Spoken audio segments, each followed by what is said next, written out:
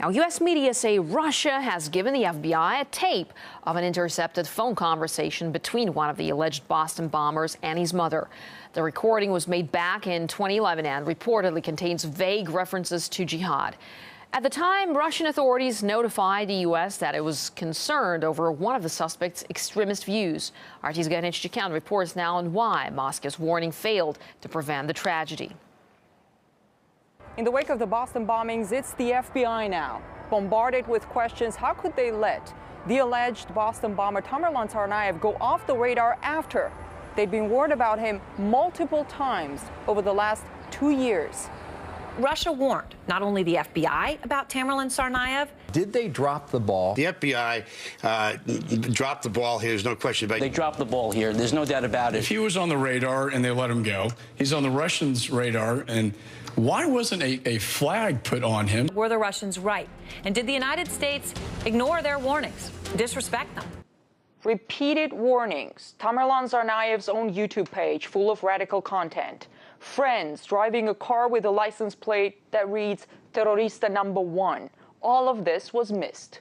It's possible that they were too bound by some preconception of who would be a possible jihadi that they were not able to see something in front of them. Maybe they were thinking, well, if these guys are Chechen, you know, they hate the Russians, they don't hate us. Politics may have been the reason why U.S. authorities failed to connect the dots on Tamerlan Tsarnaev. Another possibility is that poor relations between Moscow and Washington devalued the Russian report. Something that the Russian president says has to be fixed. If we truly undertake a joint effort, we will not suffer these blows and take such losses. It's even more possible that U.S. authorities politicized the intelligence, given the fact that Russia's concerns had been ignored before. Ilyas Akhmadov, the right hand of the internationally recognized Chechen terrorist Shamil Basayev, was given asylum and now lives in Boston.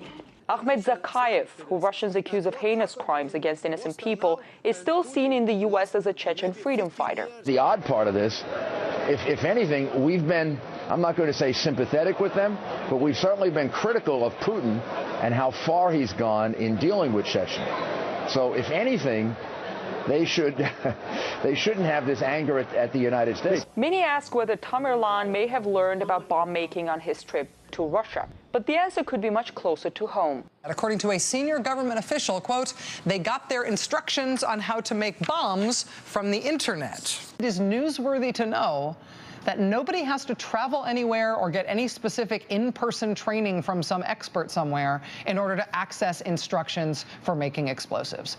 When Johar Tsarnaev woke up this week, he reportedly told the authorities that he and his brother were motivated by a desire to defend Islam because of the wars in Iraq and Afghanistan. Many terrorists have tried to politicize their heinous acts, but that doesn't change the fact that they're heartless killers. But when federal authorities look at an intel on a potential extremist from a more political rather than purely law enforcement point of view, that could be a recipe for future disasters. In Washington, I'm Ganesh Chikyan.